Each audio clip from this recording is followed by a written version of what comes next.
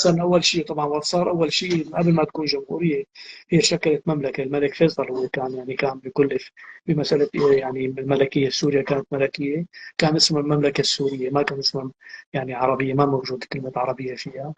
لكن هي ما استمرت يعني أقل من 9 أشهر بتوافقات بين الإنجليز والفرنسيين. الفرنسيين طلبوا من الإنجليز سحب هذا الملك وسحبوه، سلموه دولة العراق.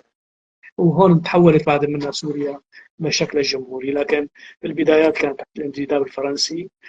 وطبعا هم اقترحوا انه يكون في يعني قياده لها سورية، جمهورية سورية، وشكلت يعني محمد علي العابد شكلها كجمهورية سورية وليست عربية.